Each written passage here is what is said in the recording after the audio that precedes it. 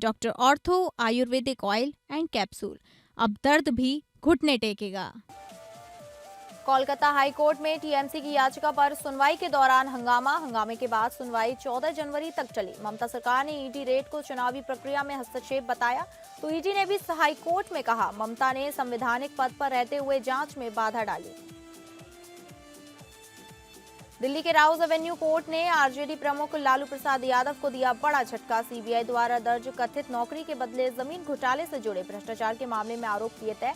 Court ने कहा यादव और उनके परिवार ने आपराधिक सिंडिकेट की तरह काम किया, उनकी तरफ से एक बड़ी साजिश रची गई। मुख्यमंत्री योगी आदित्यनाथ ने किया लेलैंड कंपनी के नए इलेक्ट्रिक वाहन विनिर्माण संयंत्र का उद्घाटन। केंद्रीय मंत्री नितिन गडकरी और एचडी कुमारस्वामी भी रहे मौजूद। उत्तर प्रदेश में स्वच्छ और टिकाऊ गतिशीलता को बढ़ावा मिलने की उम्मीद। कन्नौज में बीएलओ पर लगे गंभीर आरोप, वोटर लिस्ट में जिंदा को मृत बताया। वोटर लिस्ट मृत लोगों ने एसडीएम से लगाई गुहार। सपा समर्थक बीएलओ पर बीजेपी के वोटरों को मृत बताकर वोट काटने का आरोप।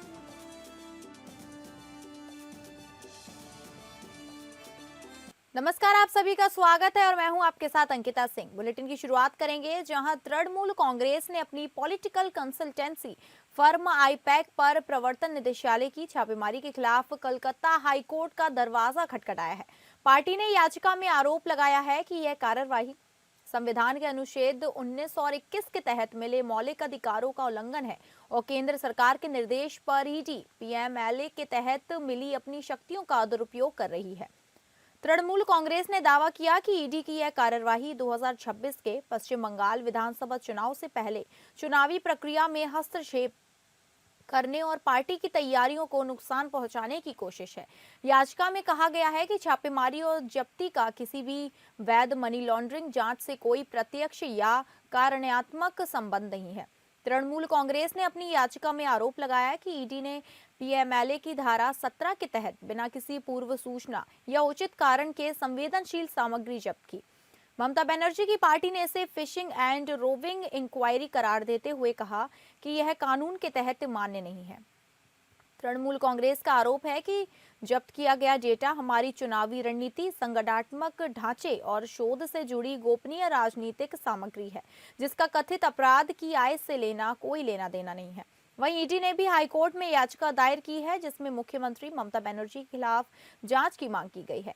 यह मामला आईपीसी की धारा के कार्यकाल और इसके निदेशक प्रतीक जैन के आवास पर ईडी की छापेमारी से जुड़ा है, जहां ममता बनर्जी ने कथित तौर पर कुछ दस्तावेज और इलेक्ट्रॉनिक साक्ष्य हटा दिए।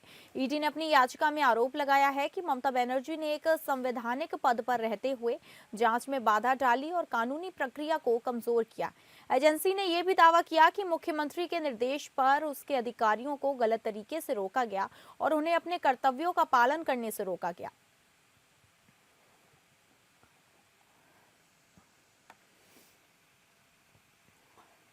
और अगली खबर का रुख करेंगे, जहां राउज एवेन्यू कोर्ट ने आरजेडी प्रमुख लालू यादव के खिलाफ सीबीआई द्वारा दर्ज कथित नौकरी के बदले जमीन घोटाले से जुड़े भ्रष्टाचार के मामले में आरोप तय किए हैं।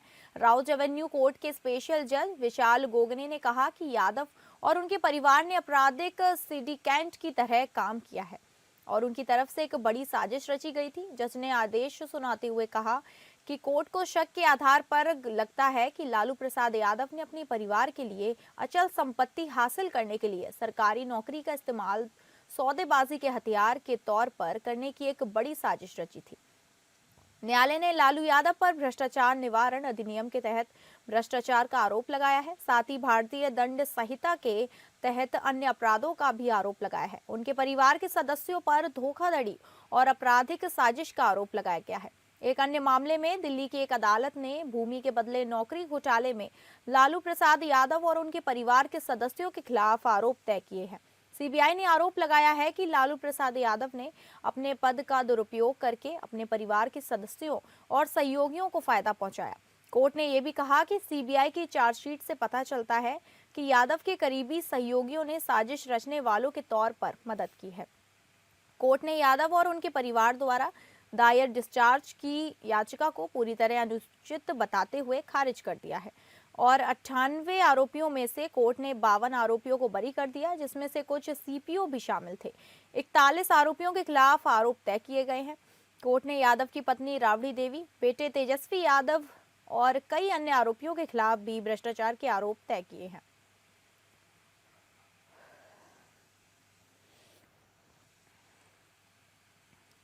मुख्यमंत्री योगी आदित्यनाथ ने 9 जनवरी को लखनऊ में अशोक लेलैंड कंपनी के नए इलेक्ट्रिक वाहन विनिर्माण का संयंत्र उद्घाटन किया। मुख्यमंत्री योगी आदित्यनाथ और रक्षा मंत्री राजनाथ सिंह ने संयुक्त रूप से इस संयंत्र का उद्घाटन किया। केंद्रीय मंत्री नितिन गडकरी और एचडी कुमारस्वामी भी इस अवसर पर उपस्थित थे। यह नया संयंत्र सरोजनी नगर एक्सटेंशन 1 औद्योगिक क्षेत्र कानपुर रोड पर स्थित है, जो पहले स्कूटर्स इंडिया की खाली पड़ी जमीन थी। यह सुविधा विशेष रूप से इलेक्ट्रिक वाहनों के उत्पादन के लिए समर्पित है, जिससे उत्तर प्रदेश में स्वच्छ और टिकाऊ गतिशीलता को बढ़ावा मिलने की उम्मीद है। इस संयंत्र को रिकॉर्ड 14 महीने में स्थापित किया गया है, जिसके लिए राज्य सरकार ने कंपनी को 70 एकड़ जमीन आवंटित की थी। इस पहल से राज्य में रोजगार के अवसर पैदा होने, निवेश आकर्षित होने और एमएसएमई पारिस्थितिकी को तंत्र को मजबूत करने की उम्मीद है।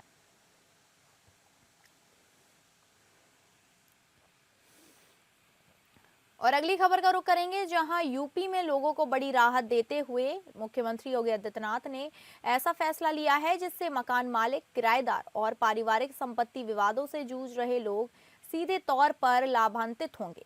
योगी सरकार ने किराया रजिस्ट्रेशन और पैतृक संपत्ति के बंटवारे से जुड़े नियमों को न सिर्फ सरल बनाया है, बल्कि उन्हें बेहद सस्ता भी कर दिया।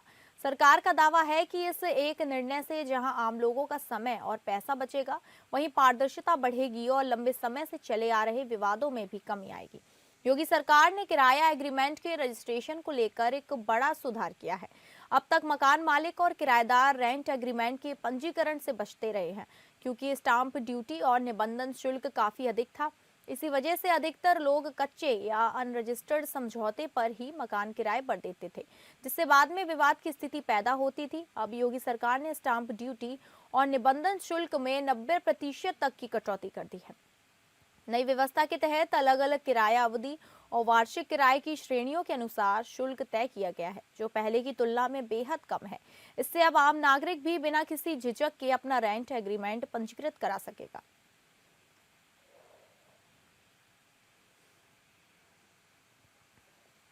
और अगली खबर का रुख करेंगे, जहां मुख्यमंत्री नीतीश कुमार ने जेपी गंगा पथ पर चल रहे लैंडस्केपिंग, पौधारोपण और सौंदर्यीकरण कार्य का निरीक्षण किया। इस दौरान उन्होंने विकसित किए जा रहे पार्क का निरीक्षण किया और अधिकारियों से विस्तृत जानकारी प्राप्त की।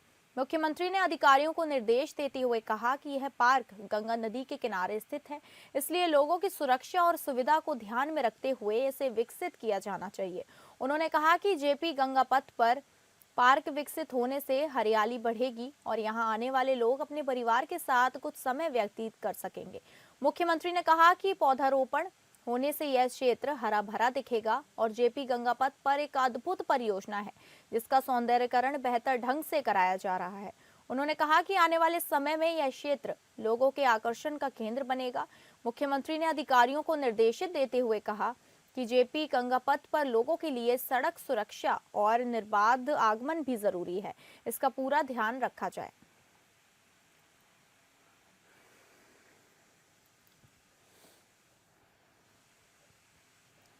और अगली खबर का रुख करेंगे, जहां राज्य में मतदाताओं के विशेष गहन पुनरीक्षण कार्यक्रम की शुरुआत होने के बावजूद नगर निकाय चुनाव होंगे। नगर निकाय चुनाव को लेकर राज्य निर्वाचन आयुक्त अलका तिवारी ने उच्च स्तरीय बैठक की, जिसमें राज्य के गृह सचिव, डीजीपी, नगर विकास सचिव और सभी जिलों के डीसी, एसपी उपस्थित थे। बैठक में नगर विकास एवं आवास विभाग से निर्वाचन हेतु आवश्यक राशि का आकलन करते हुए जिलों को व्यय राशि की मांग करने के निर्देश दिए गए। वहीं मतदान केंद्रों पर विधि व्यवस्था के लिए सुरक्षा बलों की आवश्यकता और उपलब्धता का आकलन करने हेतु आवश्यकता अनुसार सुरक्षा बलों की व्यवस्था करने का निर्देश दिया गया। राज्य निर्वाचन आयोग के सचिव राधेश्याम प्रसाद ने बताया कि बैठक में तैयारियों की समीक्षा की गई। लगभग तैयारियां पूरी हो गई हैं। उन्होंने साफ शब्दों में कहा कि एसआईआर का कोई प्रभाव नगर निकाय चुनाव पर नहीं पड़ेगा। वीडियो कॉन्फ्रेंसिंग के जरिए हुई इस बैठक में निर्वाचन से जुड़े सभी तैयारियों की समीक्षा की गई। इस दौरान राज्य निर्वाचन आयुक्त ने कुछ जिलों द्वारा अब तक रिपोर्ट नहीं भेजे जाने पर नाराजगी जताते हुए जल्द रिपोर्ट भेजने का निर्देश दिया। बैठक में गोड्डा, दुमका और सरायकेला खरसावा से मतपेटिका की आवश्यकता, उपलब्धता और मरम्मत से संबंधित तैयारी की रिपोर्ट और अप्राप्त होने पर नाराजगी जताई गई।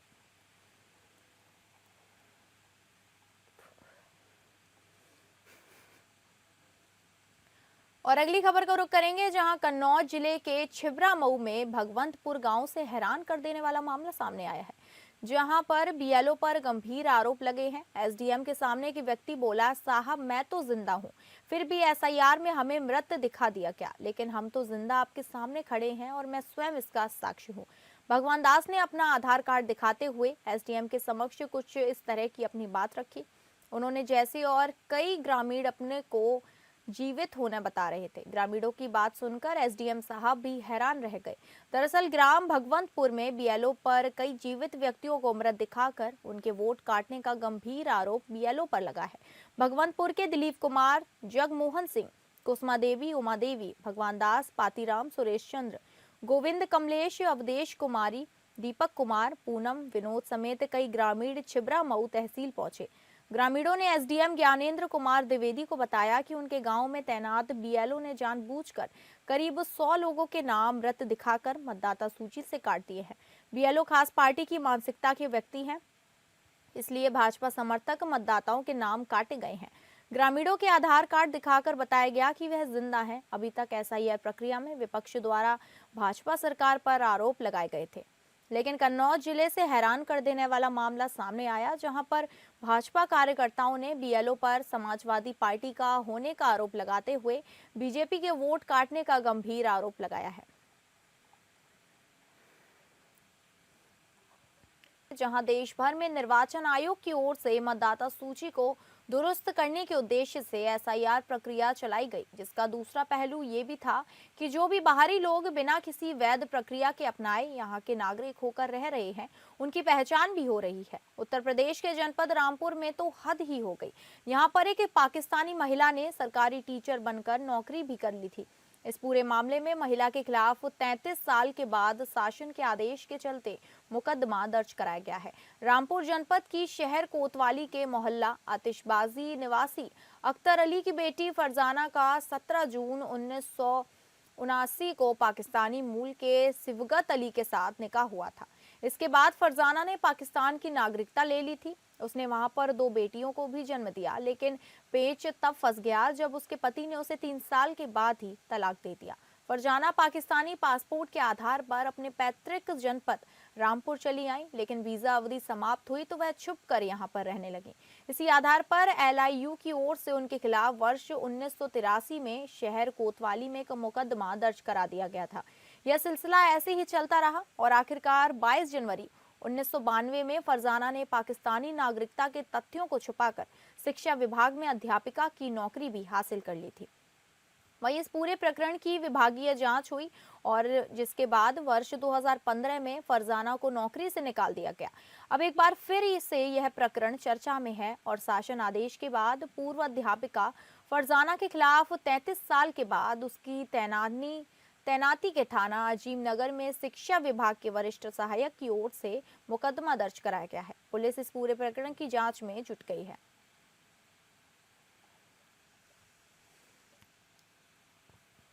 अगली खबर का रुख करेंगे, जहां जस्टिस महेश शरद चंद्र सोनक ने झारखंड उच्च न्यायालय के मुख्य न्यायाधीश पद की शपथ ले ली है।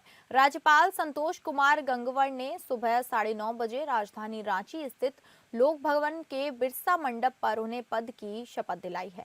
इस शपथ ग्रहण समारोह के आयोजन के दौरान राज्य के मुख्यमंत्री हेमंत सोरेन, स्पीकर रविंद्रनाथ महतो, रक्षा राज्य मंत्री संजय सेठ, नेता प्रतिपक्ष बाबूलाल मरांडी और उच्च न्यायालय के कई न्यायाधीश आदि उपस्थित थे। आपको बता दें, जस्टिस महेश शरद चंद्र सोनक इससे पहले मुंबई उच्च न्यायालय में न्यायाधीश थे। I, Mahesh Sharad Chandra Sonak, have been appointed Chief Justice of the Jharkhand High Court at Ranchi. having been appointed Chief Justice of the Jharkhand High Court at Ranchi, Do solemnly affirm do solemnly affirm that I will bear true faith and allegiance to the Constitution of India as by law established. That I will bear true faith and allegiance to the Constitution of India as by law established. और अगली खबर का रुख करेंगे, जहां सारंडा पोड़ा हाट के घने जंगलों में एक बेकाबू हाथी आतंक का पर्याय बन गया है। इस हिंसक हाथी के हमलों में अब तक 21 ग्रामीणों की जान जा चुकी है, जिससे पूरे इलाके में दहशत का माहौल है। ग्रामीणों में भय के कारण जनजीवन प्रभावित हो रहा है और लोग जंगल से सटे इलाकों में जाने से बच रहे हैं। वन विभाग लगातार हाथी को ट्रेस कर उसे काबू में करने की कोशिश कर रहा है। इस संबंध में डीएफओ आदित्य नारायण ने बताया कि रात के समय हाथी की निगरानी की जा रही थी, लेकिन ट्रेसिंग के दौरान हाथी तेजी से स्थान बदलता रहा, जिससे अभियान में कठिनाई आ रही है। अभी भी 6 वर्ष से डीएफओ पर बैठा हूँ और आप लोग जान रहे हैं कि सरंडापुरा हाट में लगातार हाथियों का आतंक चल रही है। तो मैं बात करूँगा सर से कि अभी तक में क्या वन विभाग की तरफ से किया गया। हमारे यहाँ जितनी भी टीम्स अवेलेबल है उनको लगा दिया गया है। सिक्योरिटी जो है बाहर की भी, जो बंगाल की टीम है, जो बांकुड़ा की टीम है, उनको भी हमने बुला के लगाया गया है। और बाकी जो संस्थान है जो काम करती है कंजर्वेशन के क्षेत्र में, उनसे भी हम लोग सहायता ले रहे हैं। वाइल्ड लाइफ एसोसिएशन की टीम भी रास्ते पे है, वो थोड़ी देर में पहुंच जाएगी। इसके अतिरिक्त उड़ीसा की जो टीम है उनसे भी हम लोगों ने, वो भी वहाँ पे मौजूद है हमें मदद करने के लिए। ये जो घटना है पिछले 1 सप्ताह से सिंगल एक तस्कर है, दंतैल हाथी है, उसके द्वारा किया जा रहा है। अब वो क्यों इस प्रकार से बर्ताव कर रहा है, एक तक बुखार क्यों हो गया, ये अभी तक बस अनुमान ही लगाया जा रहा है। इसका पुख्ता कुछ अभी तक हमें पता नहीं चल पाया है। और ये रात में ही मूव करता है और काफ़ी तेज मूव करता है। रात में हम लोग कंटिन्यूस ट्रैकिंग करते रहते हैं। जैसे जैसे इन्फॉर्मेशन मिलता है कि अच्छा यहाँ देखा गया, इसके बाद वहाँ उस में देखा गया, कंटिन्यूसली उसके पीछे हम लोग मूव कर रहे हैं। 4-5 टीम रात में कंटिन्यूसली लगी हुई है, लेकिन वो इतना तेज मूव कर रहा है कि उसको हम लोग पकड़ नहीं पा रहे हैं, ना लोकेट कर पा रहे हैं। और बीच में कल की बात है कि कल कोई इंसिडेंट नहीं हुआ था रात में। ये आज सुबह की बात है कि यहाँ मचगांव उत्तरी सागर में 2 लोगों की मृत्यु हुई है। वहाँ अभी सारी टीम हमारी लगी हुई है, उसको भगाने के लिए हम लोग पूरा प्रयास कर रहे हैं। और अगली खबर का रुख करेंगे, जहां प्रयागराज के त्रिवेणी संगम की रेत पर भक्ति का अनोखा मेला सजा है। हर दिन सुबह भक्ति स्नान से शुरू होकर केसरिया रंग की लहरें चारों ओर दिखती हैं, लेकिन इस मेले में एक अलग रंग भी नजर आता है, जहां पर 2 जोड़ों का बेड़ी दान की भावुक परंपरा निभाई जाती है। इसी बेड़ी दान को महिला भक्त आज महाराष्ट्र से आकर शादी के रीति रिवाज दोहरा कर चोटी का हिस्सा काटा है, जिसे बेड़ी दान कहते हैं। परंपरा को निभाने के पीछे अपने जीवन साथी यानी पति की लंबी आयु और सदा सुहाग के लिए प्रयागराज के गंगा यमुना को अर्पित करती है।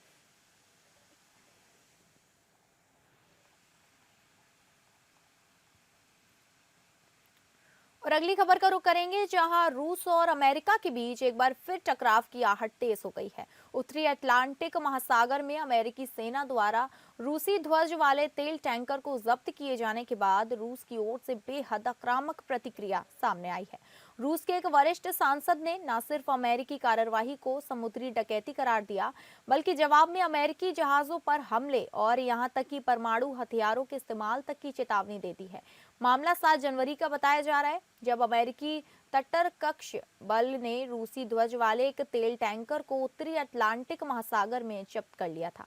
वहीं अमेरिका ने मैक्सिको में जमीनी कार्रवाई शुरू करने की बात कही है। राष्ट्रपति डोनाल्ड ट्रंप ने अपने social media platform truth social पर एक पोस्ट में लिखा, हम अब ड्रग तस्करों के खिलाफ जमीनी कार्रवाई शुरू करने जा रहे हैं।